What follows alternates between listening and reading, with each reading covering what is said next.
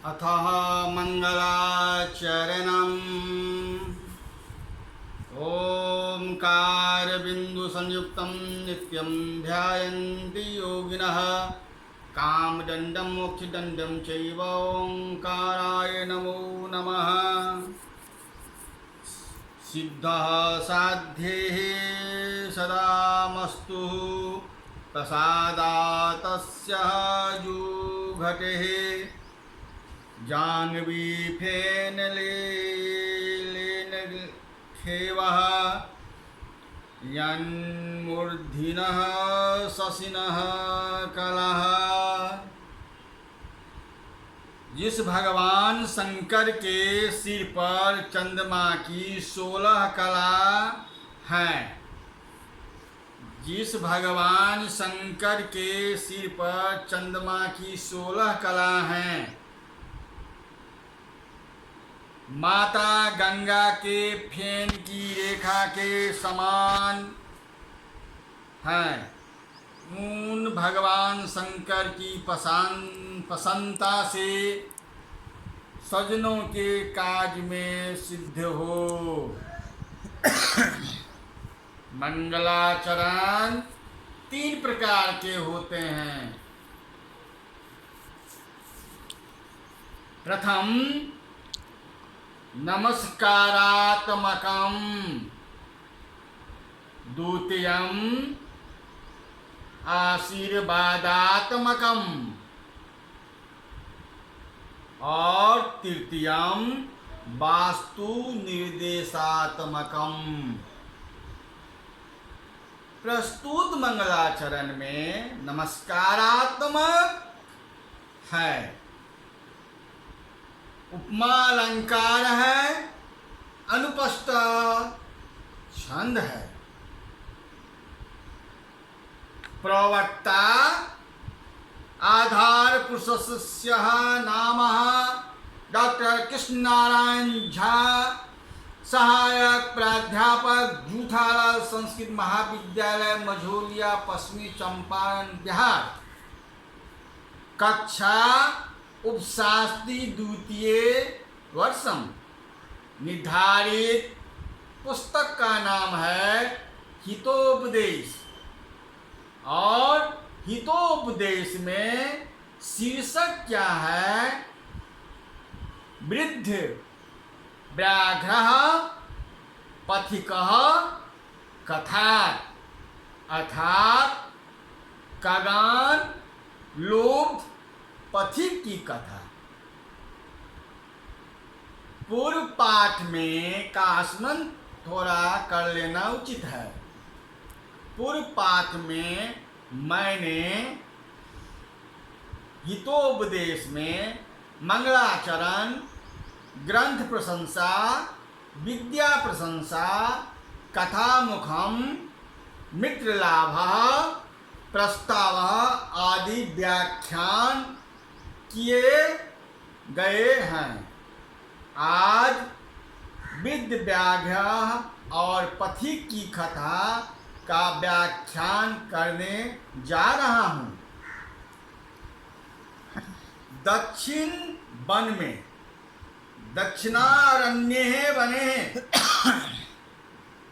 दक्षिण वन में घूमते हुए मैंने देखा कि एक बूढ़ा बाघ स्नान करके हाथ में पूछ लेकर तालाब के किनारे कह रहा है, हे पंथो, या सोने का कगन ले लो।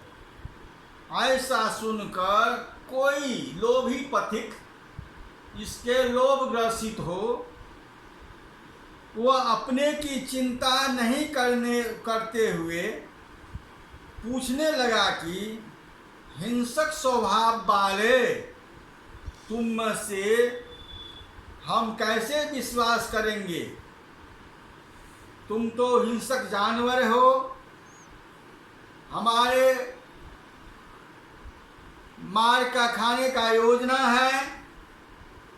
तब बाघ ने कहा, मैंने जवानी में बड़ा ही दुश्चरित्र था, अब मैं बुढ़ापे हो गया हूँ।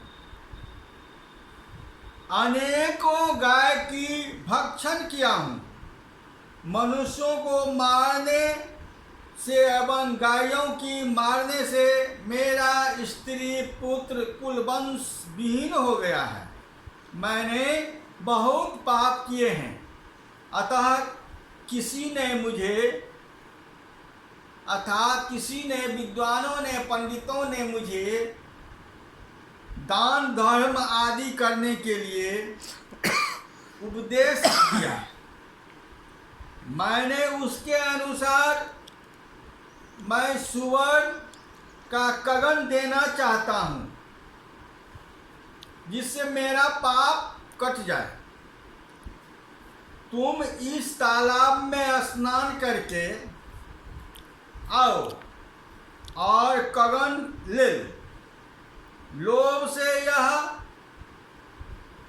पथिक जब वह स्नान करने के लिए सरोवर में जाता है तो कीचड़ के दलदल में फंस जाता है। इसलिए कहना चाहिए लोभस्य पापस्य कारण। लोभ तो नहीं करना चाहिए। लोभ से वह पथिक जब स्नान करने के लिए तालाब में घुसा तो बड़ी कीचड़ में दलदल में फंस गया और उस बाघ ने उसे मारकर खा गया। इस कारण से इस तंदुल कणों में लोभ करने से हम लोगों को ऐसा ही दुर्गति हो सकती है। उसके उपदेश को अन्य कबूतरों ने नहीं माना और लोभस आकाश से उतरकर सब के सब दाना चुनने लगे। कहा भी गया है कि शिकारी आएगा, जाल बिछाएगा, दाना डालेगा, लोभ से उसे फंसना नहीं। इसलिए लोभ तो कबूतर तो लोभी हैं, वे सब आकाश से उतरते हैं और दाना चुनने लगते हैं। जाल में फंस गए, शिकारी के जाल में फंस गए। तब अंतरतरम उसके बाद चित्रग्रीव ने विपत्ति में धैर्य रखने का उपदेश देकर एकाग्रचित्त होकर सोचने लगे और लोगों को जाल लेकर उड़ने की आज्ञा दे दी। ये जाल लेकर उड़ जाओ सब एक बार जोर लगाकर। वैसा ही करने पर बाघ भी ये लोग इकट्ठे होकर जाल लेकर उड़ गए। जब इनमें विवाद होगा तब गिरकर मेरे अधीन हो जाएंगे, ऐसा सोचकर दूर गया। अंत में निराश होकर वह अपने घर को लौटा। जब चित्रकूट इन सब कबूतरों की गंधक के नदी के तीर अपने मित्र हिनक नाम के चूहे के पास ले गया, तब तो चित्रग्रीव को न पहचान कर डर से बिल के अंदर छिपा। पीछे उसे पहचान कर जाल के फंदे को काटने लगा। तब चित्रगीत ने पहले अपने आश्रित कबूतरों का पास काटने के लिए उनसे अनुरोध किया। अंततः हिरण्यको को सभी कबूतरों का पास काट डाला। यह सब देखकर लुकपतन ने भी हिरण्य से मित्रता के लिए अनुरोध किया। तब हिरण्यक ने भक्ष और भक्षक की नीति विपत्ति की कारण होती है कहकर दृष्टांत के लिए क्या कहना शुरू किया। नारायण पंडित द्वारा रचित हितोपदेश वृद्ध व्याघ पथिक कथा या कारिका अयम कारिका उद्धितो अस्ति अहमेकादता दक्षिणारण्ये चर प्रसन्नम। एको वृद्धो व्यागः स्नान्तः कुशहस्तं सतीरे वृते भो भो पंथः इदं सुवर्णकर्णं गृह्यताम् ततो लोभाताकिष्ट केचेन पथकेन आलोकितं भाग्येन एतत् संभावति किंतु अस्मिन् आत्मसंदेहे प्रवृत्त विधेया। प्रस्तुत गद्यांशः अर्थः अनुवादः दक्षिण दिशा के वन में चलते हुए मैंने एक बार देखा। क्या देखा? स्नान किया हुआ बूढ़ा बाघ हाथ में पूछ लेकर और कगन लेकर तालाब के किनारे खड़े होकर कह रहा है, हे पथिको, यह सोने का कगन ले लो। तब लोभ से खींचे गए किसी बटोही ने विचार किया, ये भाग से ही यह संभव होता है जो सोने का कगन मिल जाता है, परंतु इस सारी स्थिति के संदेह में चेष्टा नहीं करना चाहिए। अब प्रस्तुत पद भाग देखिए। पदम पद में है यतः अनिष्टा विष्टा लाभे अपि न गति जायते शुभा यत्रास्तते विखम संसर्गो अमृतम तदापि मृतेव। अस्य पदस्य अन्वयः यतः अनिष्टतात् इष्ट लाभे अपि युवा गति न जायते तत् विख संसर्गास्ते तत् अमृत अपि मृत्यवे। अर्थात यतः यस्मात् कारणात् अनिष्ठा अनिष्ट कारणात् इष्ट लाभे कपि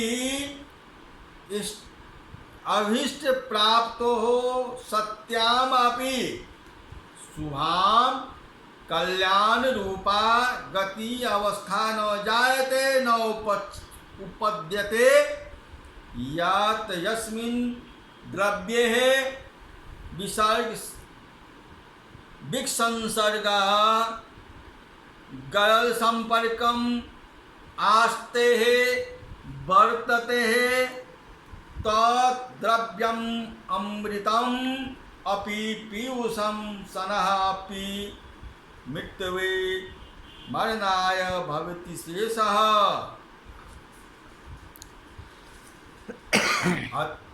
अस्य पदस्य हिंदी अनुवादम किंतु धन के उपार्जन की सभी क्रियाओं में संदेह ही है। जैसे कहा गया है, न संशयः मनाहम्यम नरो भद्राणि पश्यन्ति संशयम पुरारूह यदि जीवति पश्यति। अर्थात इस कारण से पहले निश्चय करता है, सुनकर कहता है, तुम्हारा कगन कहाँ है, तुम्हारा कगन कहाँ है। बाघ हाथ फैलाकर दिखाता है, ए बटोही देखो यह मेरा कगन है, यह स्वर्ण का कगन है। बटोही ने कहा, हिंसक स्वभाव वाले तुम में कैसे विश्वास करूं, तू तो हिंसक जानवर है, मनुष्यों को गायों को खाने वाला है, हम तुम पर कैसे विश्वास करेंगे। यह सोने का कगन मुझे दे दोगे। व्याघ व्याघ बोलता है, सुनु रे पंथः प्रागेव यौवन दशायां महजम अतीब दुर्वितम मासम। युवावस्था में मैं बहुत दुर्गम थे। अनेक गो मनुष्याणां बधात् मे पुत्राः मिताः दाराश्च वनहीनश्च ब्राह्मणः। अर्थात अनेक गौओं को, मनुष्यों को मैंने हत्या की, इससे मेरा पाप लगा और मेरा पुत्र पत्नी मैं वंश विहीन हो गया। ततः केनचिद मामिकेन महं मुपतिष्ठः दान धर्मादिकं चरतु भवान् इति तदुपदेशः इदानीं महर्जम् स्नानशीलं दाता वृद्धो गलित खनितो न कथं विश्वास भूमि। व्याघ्रः शार्दूलः उवाच जगादः रे पंथः सुनुः आकर्णमः। अर्थात बाघ ने कहा, हे पथिक, पहले ही जवानी में अत्यंत दुश्चलित था।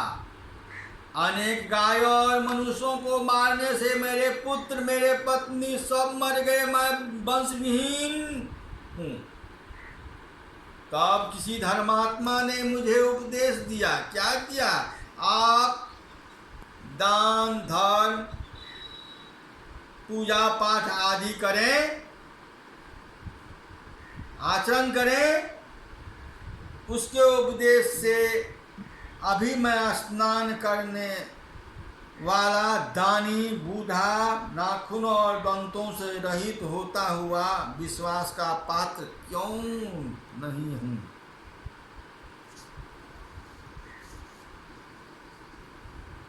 इज्जावद्य दानिनी तपः सत्यं धुति क्षमा अलोभः इति मार्गोऽयं धर्मस्य निष्ठिविस्मितः। धर्म के उन 8 प्रकार के मार्गों में पहले 4 यज्ञ, अध्ययन, दान, तपस्या, धर्म से छल का आचरण के लिए भी किए जाते हैं, परंतु पिछले 4 वर्ण सत्य, संतोष, सहनशीलता और लोभ का अभाव तो महापुरुषों में ही रहते हैं। दिखावे के तौर पर नहीं किए जा सकते हैं। मैंने इस प्रकार से लोभ छोड़ दिया है, जिससे अपने हृदय में रहे हुए सोने के गगन को जिस किसी को देने की इच्छा करता हूँ, तो भी बाघ मनुष्य को खाता है। इस प्रकार से लोक अपवाद हटाया नहीं जा सकता।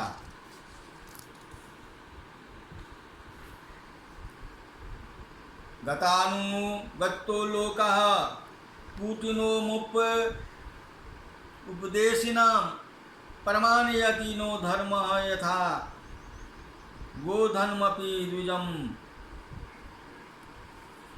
पुरानी लीक पर चलने वाले लोग धर्म के विषय में गो का हत्या होने पर भी ब्राह्मणों को जैसे प्रणाम मांगता है, वैसे उपदेश करने वाले कुटिनों को प्रणाम नहीं मानता।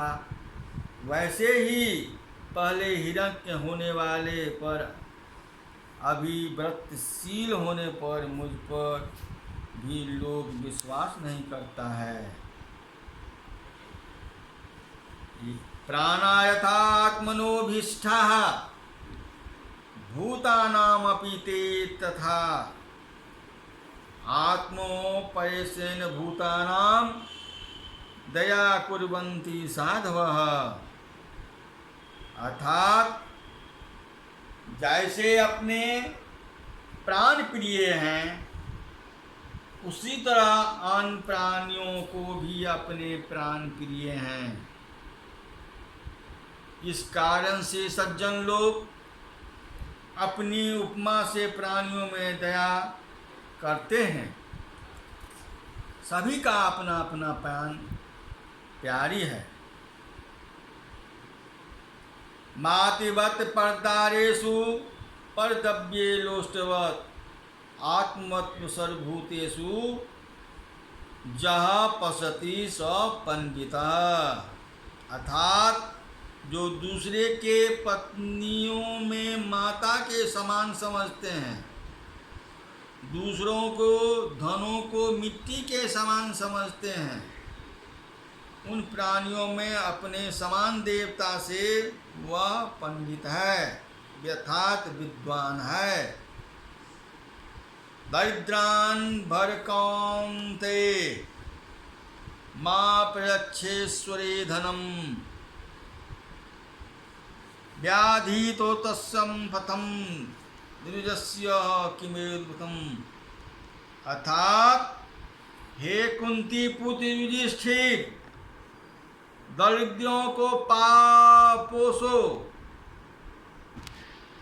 धनी को धन मत दो, क्योंकि रोगों के लिए दवाई हितकारक है, जिससे निरोग को क्या प्रयोजन है।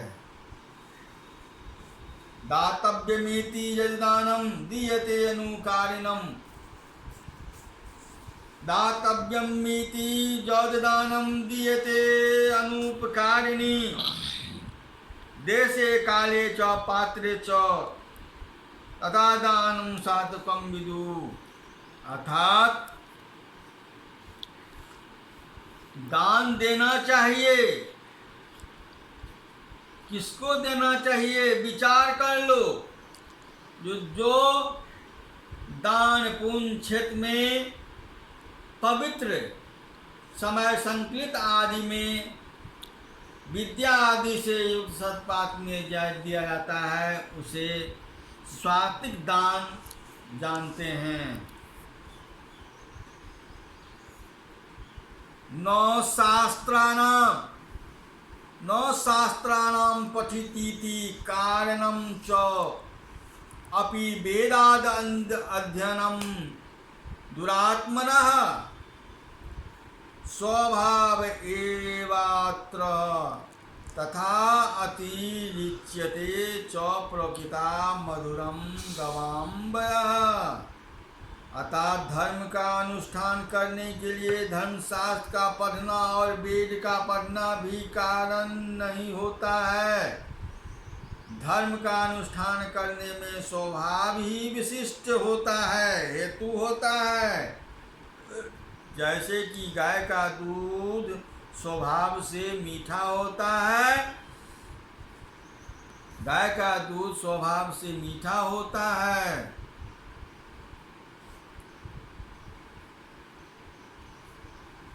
नदीनां शास्त्रपणिनां नखिनां श्रृंगानां तथा वैश्योदेवासु नैव कर्तव्यः स्त्रीषु राजकलेषु च। नदियों का हाथ में शास्त्र लेने वाले, नदियों का हाथ में शस्त्र लेने वाले, नाखून वालों का तथा सिंह वालों एवं स्त्रियों में राजकुलों की विश्वास ही नहीं करना चाहिए। किस पर विश्वास नहीं करना चाहिए? नदियों का हाथ में शस्त्र लिए हुए लोगों का, नाखूनों वालों का तथा सिंह वालों का एवं स्त्रियों में, राजकुलों में भी विश्वास ही नहीं रखना चाहिए। और स्त्रियों में, राज कुल में भी आदि लोगों पर, ऐसे लोगों पर विश्वास कभी नहीं करना चाहिए। तुम तो हिंसक जानवर हो, हिंसक को भक्षण करने वाले हो। सर्वस्य ही परीक्षन्ते स्वभाव नेत्रे गुणाः अतीत ही गुणान सर्वान स्वभावो मूर्धि वर्तते है। अर्थात सब व्यक्तियों को स्वभाव की परीक्षा ली जाती है, सभी व्यक्तियों की स्वभाव की परीक्षा ली जाती है, अन्य गुणों की नहीं, क्योंकि सब गुणों का अतिक्रमण कर स्वभाव में उस स्थान में रहता है। आकाश में विहार करने वाले पाप का अंधकार को ध्वंस करने वाले, वे 1000 किरणों को धारण करने वाले, सूर्य तथा नक्षत्र और ग्रहों के बीच में विचरण भ्रमण करने वाली चंद्रमा भी भाग्य के योग से राहु से ग्रसित हो जाते हैं, अर्थात चंद्रग्रहण लग जाते हैं, क्योंकि भाल में लिखी गई भाग्य रेखा को कौन हटाने का समर्थ होता है। भाग में लिखने वाले वर्ग को कौन सम्मत होता है। समूहा अन्यपि शास्त्राणि धारयन्तो बहुसुताः चेता संशया तस्य क्लिश्यन्ते लोभ मोहिताः। समाहान्ति शास्त्राणि धारयन्तो बहुसुताः संशया चेतातरा काम मोहिताः। लोभात् क्रोध प्रहोति लोभात् काम प्रजायते लोभानस्य नाशस्य लोभ पापस्य कारणम। अर्थात कहने का अभिप्राय है, इस कथा का उद्देश्य है जो लोभ नहीं करना चाहिए। लोभ का परिणाम क्या होता है? लोभात् क्रोधः भवति ही, लोभ से क्रोध उत्पन्न होता है। लोभात् कामः प्रजायते, लोभ से विषय की इच्छा की उत्पन्न होता है। लोभान मोहस्यः, लोभ से मोह नाश भी हो जाते हैं। लोभ पापस्य कारणम, और लोभ पाप का कारण है। इस श्लोक का उद्देश्य यही है। जो लोभ से क्रोध उत्पन्न होता है, लोभ से विषय की इच्छा उत्पन्न होती है, लोभ से मोह नाश भी हो जाते हैं, लोभ पाप का कारण है। इसीलिए कहा गया है लोभस्य पापस्य कारणात्। लोभस्य पापस्य कारणम, लोभ कभी नहीं मनुष्यों को करना चाहिए किसी वस्तु पर।